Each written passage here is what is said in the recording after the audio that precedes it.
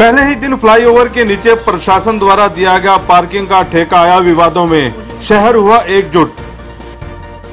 शहर वासियों के लिए बुरी खबर, टोल टैक्स देने के बाद अब पार्किंग के लिए भी खर्च करने पड़ेंगे पैसे।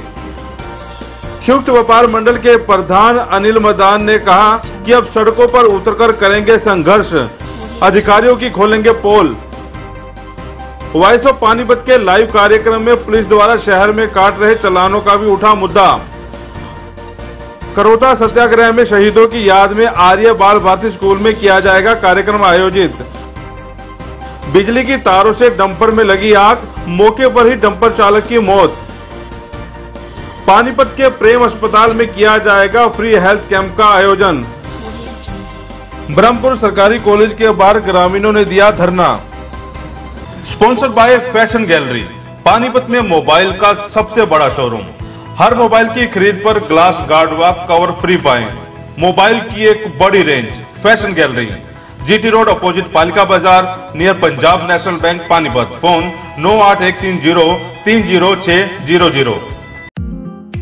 This programme sponsor by Lord Shiva Enterprises, अपने आप में एक पहचान, नियर होटल वेस्ट, पानीपत। को sponsor by Kalakriti crockery gift. नया शोरूम होटल वेस्ट मार्केट के साथ जीटी रोड पर खुल गया है। अब 10,000 की खरीद पर कंपनी की एक प्रेस फ्री पाएं। फोन 9812500010।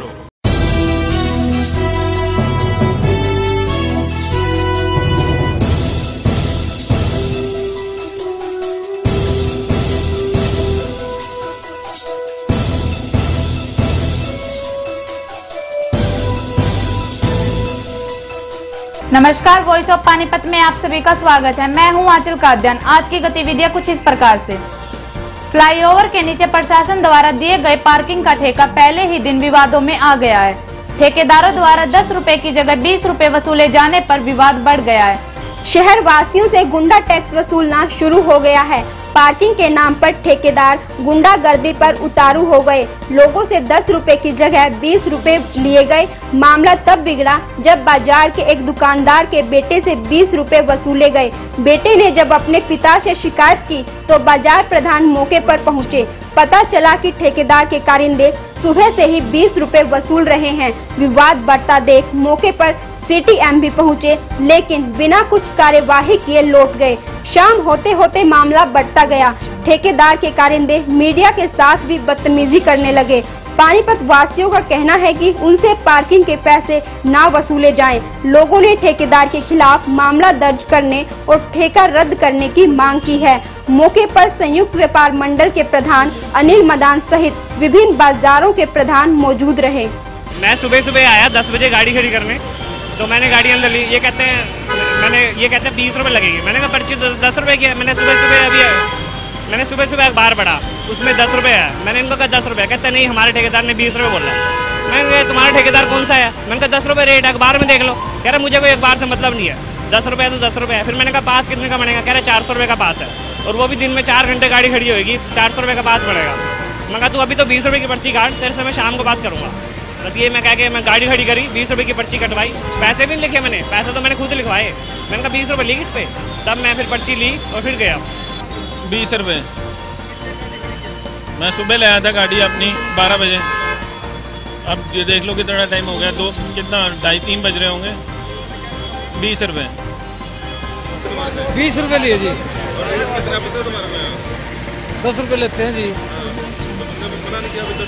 मैंने कहा था, वो मना करके क्या करूँ, वो बोले 20 रुपए दे, वही पर्ची ले जा। पर्ची पे कितने लिखे हुए हैं? पर्ची पे तो लिखे नहीं रखे। शहर वासियों के लिए दूसरी बुरी खबर सामने आई है। टोल टैक्स देने के बाद अब उन्हें अपने ही शहर में पार्किंग के लिए पैसे खर्च करने पड़ेंगे। शहर के बीचों बीच बने एलिवेटेड हाईवे बनने से पहले शहर वासियों ने सोचा था कि अब कम से कम ट्रैफिक जाम से छुटकारा मिलेगा। एलिवेटेड हाईवे बनते समय लोगों ने धूल मिट्टी खाई थी। सुविधा तो क्या मिलनी थी, उल्टा शहर वासियों पर टोल टैक्स का और बोझ डाल दिया गया। शहर वासियों के लिए फ्लाईओवर सफेद हाथी साबित हुआ। शहर वासी इस पुल का इस्तेमाल नहीं करते, फिर भी उन्हें टोल टैक्स देना पड़ता है। पहले 5 रुपए लिए जाते थे, अब अंदर खाते 10 रुपए कर दिए गए। लोग विरोध करके बैठ गए। अभी कुछ दिन पहले फ्लाईओवर के नीचे पानीपत रिफाइनरी की तरफ से टाइलें लगा दी गई, क्योंकि इसके नीचे धूल उड़ने से दुकानदार दुखी थे। टाइल्स लगने के बाद धूल का समाधान तो हुआ, लेकिन एक और बोझ शहरवासियों पर डाल दिया गया।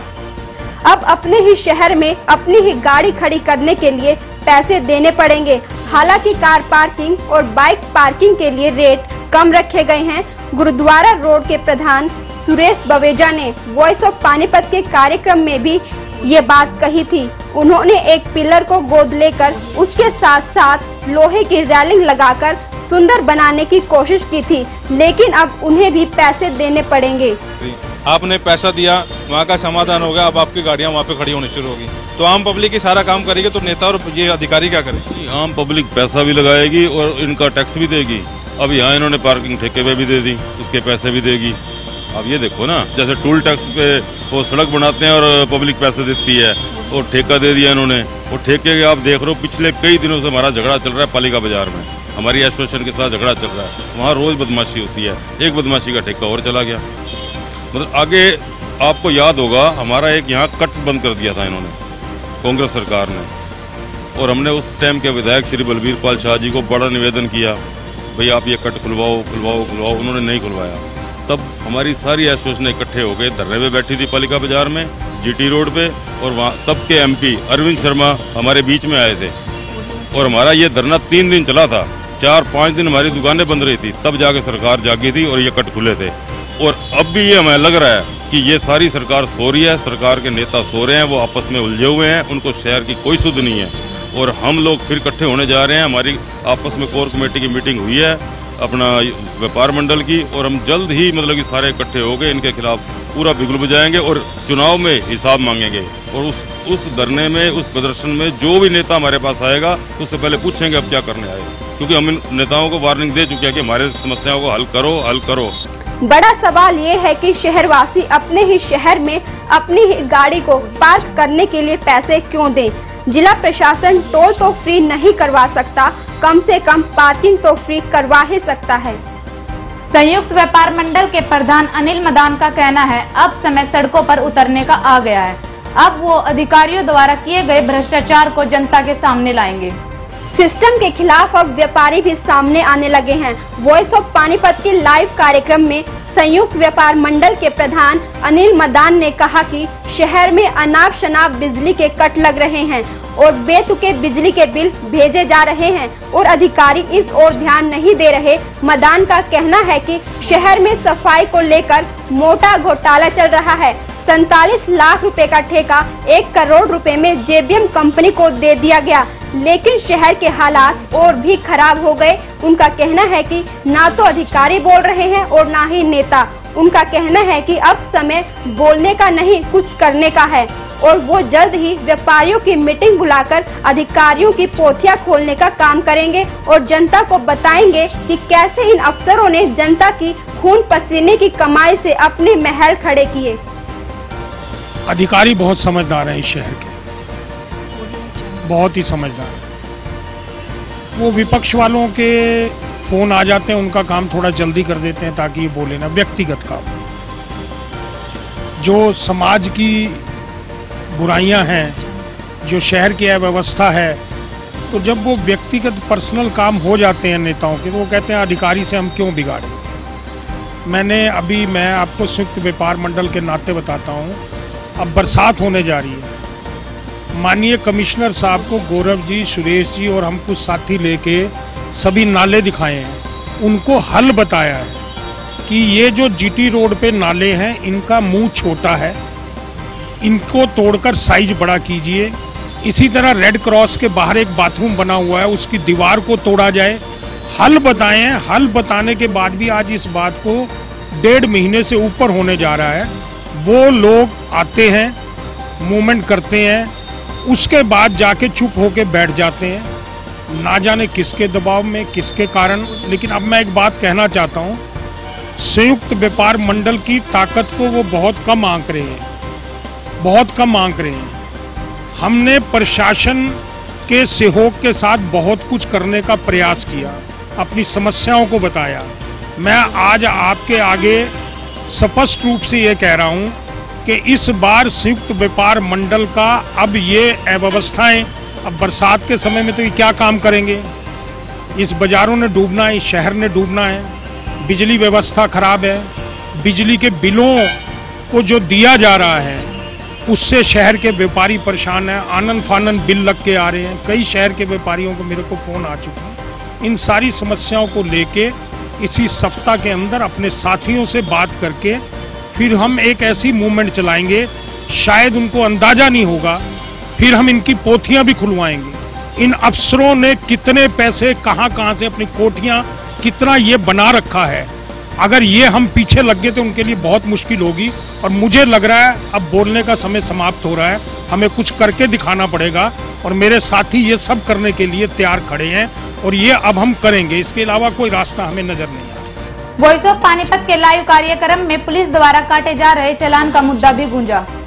समाज सेवी और इंसार बाजार के प्रधान गौरव लिखा ने पुलिस के सिस्टम पर सवाल खड़े करते हुए कहा कि पुलिस को हाईवे पर चालान करने चाहिए, ना कि कॉलोनियों में। उनका कहना है कि अगर किसी दुकानदार को दुकान से घर जाना होता है तो पुलिस तुरंत उसका चालान कर देती है।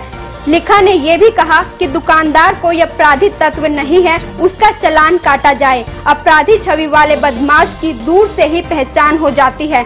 उन्होंने ये भी कहा कि कानून सिर्फ आम आदमियों के लिए बने हुए हैं, पुलिस उनका खुल के उल्लंघन करती है, उनके खिलाफ कार्यवाही क्यों नहीं होती। उन्होंने पुलिस के बड़े अधिकारियों से मांग की है कि शहर में सीसीटीवी कैमरे चेक कर अपने विभाग के अधिकारियों पर भी कार्यवाही करें।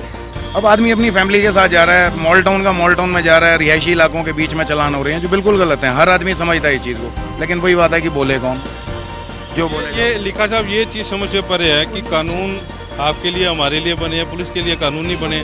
अभी जो रिपोर्ट हम लोग दिखा रहे हैं उसमें ये चीज़ दिखा रहे हैं कि पुलिस वाले बिना हेलमेट के दौड़ रहे हैं, 3-3 सवारियां लेके दौड़ रहे हैं। अगर उनसे पूछो तो कह रहे कि मुजरिम पेश करने जा रहे हैं। तुमने मुजरिम पेश करना जाना तो एक आदमी किसी को हॉस्पिटल लेके जा रहा है तो आपको प्रूफ थोड़ी दिखाएगा। ये चीज़ समझ से परे। इसके साथ में रॉन्ग साइड आप भूल गए, रॉन्ग साइड भी है। रॉन्ग साइड का आपका चालान हो सकता है, हमारा हो सकता है, उनका नहीं हो सकता। कहीं ना कहीं फर्क तो है, व्यवस्था में दिक्कत तो है। वहीं शाह मार्केट के प्रधान महेंद्र हड़िया ने लिखा की बात का समर्थन करते हुए कहा कि पुलिस सिर्फ सरकार का खजाना भरने में लगी है। उन्होंने कहा कि आज शहर में महिलाएं और बच्चियां सुरक्षित नहीं हैं। उन्होंने सुरक्षा देने की बजाय उनका चालान कर रही है, जबकि जो शरारती लड़के बुलेट में पटाखे बजाते हैं उन पर कोई कार्यवाही नहीं करती। हम पीछे राहुल शर्मा जी से मिले, वो थी बेटियों की सुरक्षा भी। 1 बजे स्कूल की छुट्टी होती है तो बेटियों को क्या सुरक्षा दे रही है पुलिस। उन्होंने 2 होमगार्ड लाल बत्ती पे और 1 होमगार्ड इंसार चौक शाह मार्केट में खड़ा कर दिया। उनके जाते वो भी उठ गया। अब जब से मैडम काली आई हैं तो हमें ये उम्मीद जगी थी कि पानीपत की बेटियों को सुरक्षा मिलेगी। सुरक्षा तो उनको क्या मिलनी है, दिन में 3 दिन से चालान कट रहे हैं उनके हेलमेट के नाम पे, और जो लड़के बुलेट पे पटाखे बजा रहे हैं उनका कोई चालान नहीं हो रहा। तो ये कौन सी सुरक्षा है। MLA, प्रशासन, MC, पार्षद, MP कहाँ पे है? ये सरकार नहीं है, भ्रष्टाचारियों की सरकार है। डंपर से रेत उतारते हुए ऊपर से गुजर रही बिजली की तारों से डंपर में लगी आग, डंपर चालक की मौके पर हुई मौत। नलवा चौक बापोली में डंपर से रेत उतारते वक्त अड्डे पर डंपर की बॉडी ऊपर जा रही बिजली की तारों की चपेट में आ गई। चपेट में आते ही डंपर में आग लग गई। डंपर में पहले टायरों में आग लगी और आग अचानक तेज गति से बढ़ने लगी, जिसमें करंट से डंपर चालक धर्मवीर निवासी रोहतक भी झुलस गया। उसे दुकानदारों ने डंपर से उतारकर सिविल अस्पताल में पहुंचाया। तब तक उसकी करंट से मौत हो चुकी थी। बापोली थाना पुलिस ने मृतक का पोस्टमार्टम करवाकर धारा 174 के तहत कार्यवाही की। वॉइस ऑफ पानीपत से सनोली से उमेश त्यागी की रिपोर्ट। क्रोंथा सत्याग्रह में शहीद हुए शहीदों की याद में 12 जुलाई को पानीपत के आर्य बाल भारती स्कूल में कार्यक्रम आयोजित किया जाएगा। आर्य बाल भारती स्कूल के निदेशक अभय आर्य का कहना है कि क्रोंथा में हुए सत्याग्रह में कुछ लोग शहीद हुए थे, जिनकी याद में हर साल स्कूल में शहीदी दिवस मनाया जाता है। उनका कहना है कि इस बार 12 तारीख को सुबह 9 बजे इस कार्यक्रम की शुरुआत होगी, जिसकी अध्यक्षता स्वामी धर्मदेव संरक्षक आर्य प्रतिनिधि सभा हरियाणा मुख्य अतिथि आर्य प्रतिनिधि सभा हरियाणा के प्रधान मास्टर रामपाल आर्य व विशिष्ट अतिथि के रूप में उमेश शर्मा मंत्री हरियाणा आर्य प्रतिनिधि सभा होंगे। उस दिन क्या क्या कार्यक्रम रहेंगे, इस बारे में अभय आर्य ने विस्तार से बताया। आगामी जो 12 जुलाई है, करोथा सत्याग्रह के अंदर पापी रामपाल दास के पाखंड के विरुद्ध संघर्ष करते हुए आर्य समाज के 4 बलिदान हुए थे, जिसमें एक बहन का बलिदान हुआ था और 3 युवाओं ने अपना बलिदान दिया था। उसी कड़ी में उन बलिदानियों की स्मृति में प्रतिवर्ष आर्य बाल भारती विद्यालय पानीपत जो आर्य प्रतिनिधि सभा हरियाणा द्वारा संचालित है, उन शहीदों की स्मृति में कार्यक्रम का आयोजन करता है। उसी कड़ी में 12 जुलाई को प्रातः 9 बजे से लेकर 1 बजे तक कार्यक्रम का आयोजन किया जाएगा। और बड़ी प्रसन्नता का विषय है कि इस कार्यक्रम में भाग लेने के लिए आर्य समाज की जो महान विभूतियाँ हुई, चाहे वो पंजाब से हुई, जैसे पंजाब से स्वामी स्वतंत्रानंद जी एक बड़े प्रसिद्ध आर्य समाज के तपस्वी साधु हुए, उनके स्वयं के दोहते जो हैं वो भाग लेने आ रहे हैं। पंजाब करतारपुर हमारा गुरुकुल है, जो स्वामी दयानंद जी के गुरु हुए, गुरु विरजानंद जी, उनकी जन्मभूमि में स्थापित किया गया है। वहाँ के आचार्य हैं उदयन, वो इसमें भाग लेने आ रहे हैं। और वहाँ जो सरोखाप के मंत्री हैं चौधरी कबूल सिंह जी के पोते, उनको भी हम निमंत्रण दे के आए हैं। राजकीय कॉलेज बरहमपुर में ग्रामीणों ने कॉलेज में आउटसोर्सिंग पदों पर लगे कर्मचारियों के विरोध में कॉलेज गेट का ताला लगा धरना दिया। तहसीलदार ने धरना दे रहे ग्रामीणों को एसडीएम की अध्यक्षता में कॉलेज प्राचार्य और ठेकेदार कंपनी सहित ग्रामीणों को एसडीएम कार्यालय में बैठक कर समस्या हल करने का लिखित आश्वासन दिया। 3 घंटे बाद ग्रामीणों ने तहसीलदार को लिखित में आश्वासन मिलने के बाद कॉलेज गेट का ताला खोला और धरने से उठे। ग्राम पंचायत बहरामपुर के सरपंच संदीप कुमार व ग्रामीण राजकीय कॉलेज बहरामपुर पहुंचे और कॉलेज गेट पर ताला जड़ दिया। कॉलेज गेट पर टेंट लगा धरने पर बैठ गए। कॉलेज के प्रोफेसर भी पहुंचे, मगर पंचायत ने उन्हें भी कॉलेज में नहीं घुसने दिया। उन्होंने एकजुट होकर कार्यवाहक कॉलेज प्राचार्य वीरेंद्र सिंह व कंपनी ठेकेदार पर कॉलेज में आउटसोर्सिंग पदों पर लगाए गए 4 कर्मचारियों के विरोध में कॉलेज गेट का ताला लगाकर धरने पर बैठक का जोरदार नारेबाजी पर रोष जताया। इस दौरान थाना बापोली इंचार्ज विजय कुमार भी ग्रामीणों को गेट का ताला खोलने को कहकर, मगर पंचायत व ग्रामीण एक ही बात पर अड़े रहे। गांव बहरामपुर पंचायत द्वारा कॉलेज बनाने के लिए दी गई पंचायती भूमि की एवज में गांव के बेरोजगार युवकों को लगाने की मांग रखी।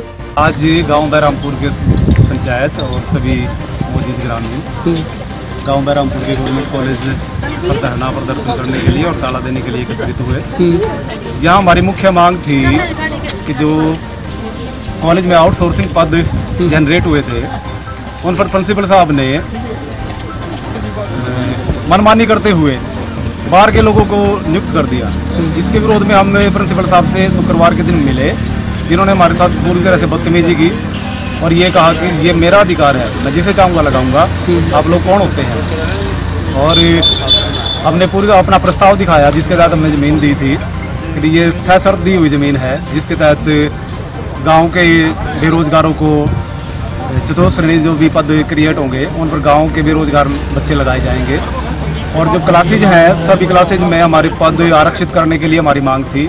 और दूसरा था गांव का नाम, कॉलेज का नाम हमारा तुरंत मान लिया गया था और बाकी सभी शर्तें समय अनुसार मांग लेने के लिए हमें आश्वस्त किया गया था।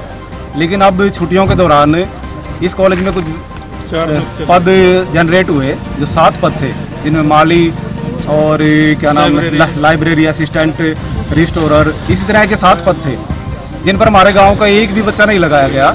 और बाहर से वो जिनमें कुछ यूपी के भी हैं या दूसरे गांवों के, उन लोगों को लगा लिया गया। हमने अपनी मांग रखी तो हमें सुना नहीं गया। हमने पूरी तरह से अपनी मांग रखी प्रिंसिपल साहब से, लेकिन उन्होंने हमारी किसी मांग पर कोई ध्यान नहीं दिया और ये कहा कि वे आपका कोई प्रस्ताव, ये कोई अध्यादेश नहीं हो गया कि मैं इसको मानूं, मैं बाध्य नहीं हूँ इसके लिए, और आप जो करना चाहते हैं करिए। जब हमें किसी तरह के कोई आश्वासन नहीं मिला और ना सहयोग मिला तो हम मजबूर हुए और मजबूरी में धरना प्रदर्शन करना पड़ा और ताला लगाना पड़ा। अब तहसीलदार साहब ने हमें आश्वासन दिया है कि जो 4 लोग इन्होंने लगाए हैं उनको हटाएंगे और जो 3 पद और बचे हैं उन सभी 7 पदों पर हमारे गांव के बच्चे लगाए जाएंगे। इस आश्वासन पर, ये लिखित आश्वासन हमें दिया है, इस पर हम अपना धरना और प्रदर्शन खत्म करें। ये जो गांव ने ज़मीन दी थी, इसमें प्रस्ताव में दिया गया था कि भाई जो भी 4th क्लास को बच्चे नौकरी लगेंगे वो हमारे गांव के ही होंगे, लेकिन प्रिंसिपल साहब ने बाहर के बच्चों को मनमानी करते हुए बाहर के बच्चों को लगा दिया है। तो तहसीलदार साहब ने हमें टाइम दिया है कल का सुबह 10 बजे का। कल अगर मीटिंग में हमारी मांगे पूरी होती हैं तो ठीक है, नहीं हम दोबारा धरने में बैठेंगे। तहसीलदार परमिंदर सिंह का कहना है कि गांव बहरामपुर के पंचायत ने कॉलेज में लगाए गए कर्मचारियों के विरोध में कॉलेज गेट पर ताला लगाकर धरना दे रहे थे। पंचायत सहित अन्य अधिकारियों की इस मामले को लेकर एसडीएम कार्यालय में बैठक की जाएगी, तभी तक गेट का ताला खुलवाया गया। धरना प्रदर्शन ग्राम पंचायत द्वारा किया गया था, उसमें उन्होंने कहा था जी आउटसोर्सिंग से जो बच्चे लगने हैं वो हमारे गाँव के लगाए जाएंगे। क्या हुआ, छुट्टियों में स्कूल प्रशासन ने 4 बच्चे कहीं लगा लिए होंगे, तो उसके बारे में उनका तभी यहाँ इनको हटा के हमारे गांव के लगाए जाए। यदि गांव के पूरे नहीं होते, क्वालिफिकेशन पूरे नहीं करते तो बाहर के लगाए जाए। उसके बारे में उनकी मांग पर विचार किया गया और उनको कल के लिए उपमंडलाधिकारी नागरिक समालखा के कार्यालय में बैठक रखी गई, जिसमें प्रिंसिपल महोदय को बुला के एसडीएम साहब की अध्यक्षता में मीटिंग करा के इनकी समस्या का समाधान किया जाएगा। अपने 4 को लगाए हैं उनके ऊपर पुनर्विचार करके जैसा भी होगा इनकी समस्या का समाधान किया जाएगा। वॉइस ऑफ पानीपत से सनोली से उमेश त्यागी की रिपोर्ट। आने वाली 7 जुलाई को पानीपत के प्रेम अस्पताल में फ्री हेल्थ कैंप का आयोजन किया जाएगा। प्रेम अस्पताल के डॉक्टर अभिनव मुटनेजा ने वॉइस ऑफ पानीपत से बातचीत में कहा कि प्रेम अस्पताल व लॉयंस क्लब पानीपत सुप्रीम की तरफ से फ्री हेल्थ कैंप लगवाया जाएगा। इस कैंप में लीवर, कैंसर, हेपेटाइटिस व पेट की सभी बीमारियों का फ्री चेकअप किया जाएगा। ये कैंप 7 जुलाई को सुबह 9 बजे से दोपहर 2 बजे तक चलेगा। डॉक्टर अभिनव मुटनेजा ने बताया कि कैंसर अगर पहली या दूसरी स्टेज पर पकड़ लिया जाए तो इलाज जल्दी शुरू होकर इस बीमारी को जड़ से खत्म किया जा सकता है। गुड मॉर्निंग, मैं डॉक्टर अभिनव मुटनेजा हूँ। मैं एक रेडिएशन ऑन्कोलॉजिस्ट हूँ। यहाँ पर पानीपत में हम कैंसर का ट्रीटमेंट इंट्रोड्यूस करना चाह रहे हैं और यहाँ पर चालू करना चाह रहे हैं। इसी के लिए हम एक सबसे पहले लिवर का कैंप लगाना चाह रहे हैं, जो लिवर और पेट के संबंधित सभी रिलेटेड बीमारियाँ उसको हम कवर करना चाहते हैं। जैसे कि लिवर की जो बीमारियाँ होती हैं वो हमें बहुत लेट पता चलती हैं, क्योंकि स्टेज 3 स्टेज 4 में जाके पता चलती हैं, क्योंकि पेट की सभी बीमारियाँ जल्दी सिम्टम्स प्रेजेंट नहीं करती हैं। तो liver cancer, liver chronic liver disease और ये सब पेट में पानी भर जाना, पेट में कब्जी होना, पेट का जो अपहारा बोलते हैं वो सब, उस सब के लिए हम कैंप लगा रहे हैं। इसके लिए हमारे एक डॉक्टर सुरेश सिंह भी हैं, जो एक एक्सपर्ट लिवर ट्रांसप्लांट सर्जन हैं, गंगाराम हॉस्पिटल में प्रैक्टिस करते हैं। वो भी हमारे साथ यहाँ पर सैटरडे को यहाँ पर आएंगे और 7 जुलाई को हमारे साथ यहाँ पर फ्री कैंप लगाएंगे। इस फ्री कैंप में हम हेपेटाइटिस बी, हेपेटाइटिस सी, इसकी फ्री टेस्टिंग करेंगे और जो बाकी हमारे रूटीन ब्लड टेस्ट होते हैं और जो इमेजिंग होती है उसकी भी हम बहुत डिस्काउंटेड रेट्स पे टेस्ट करेंगे।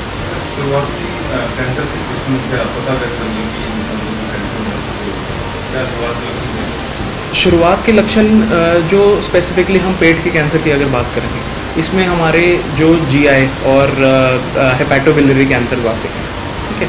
तो इसमें liver cancer, pancreatic cancer, gall bladder का कैंसर जो पित्त की थैली जैसे बोलते हैं, और बाइल डक्ट का कैंसर, और फिर पेट की बात करें तो स्टमक कैंसर और कोलोनिक कैंसर, ये सब बहुत बेसिक कॉमन कैंसर्स हैं जो होते हैं।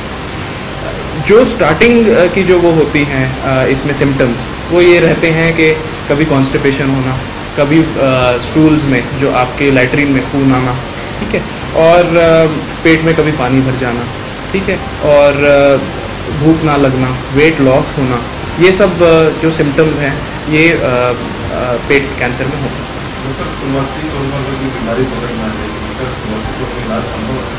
बिल्कुल सर, देखिए ट्रीटमेंट तो अगर चाहे शुरुआती दौर में भी पकड़ा जाए, ट्रीटमेंट बहुत ज़रूरी होता है जो पेट के कैंसर होते हैं। लेकिन पेट के कैंसर्स की ये अच्छी बात है कि अगर स्टेज 1-2 में पकड़े जाएं और कुछ कैंसर्स में स्टेज 3 में भी अगर पकड़े जाएं तो ये बिल्कुल क्योरेबल होते हैं। लेकिन इनकी जो ट्रीटमेंट होती है दैट कंप्राइजेज एक पूरा सारा मल्टी मोडालिटी ट्रीटमेंट, जैसे कि सर्जरी, फिर कीमोथेरेपी, कुछ केसेस में रेडिएशन। तो ये ज़रूर है कि हाँ, ट्रीटमेंट लेना बहुत ज़रूरी है, लेकिन अगर स्टेज 1-2 में पकड़े जाएं तो ये एब्सोल्युटली क्योरेबल कैंसर है। बिल्कुल संभव है। आजकल की जो ये डेवलपमेंट्स हो रही हैं, आजकल के जो न्यू मेडिकेशंस आ रही हैं, अगर कोई पेशेंट स्टेज 4 में भी आते हैं तो उनके भी कैंसर क्योरेबल नहीं होते, लेकिन बहुत लंबे टाइम तक कंट्रोलेबल होते हैं। तो उनको भी ऐसे नहीं सोचना चाहिए कि अभी स्टेज 4 में है, ये हम इस कैंसर के बारे में कुछ नहीं कर सकते। वो भी बहुत लंबे समय तक हम कंट्रोल करके रख सकते हैं।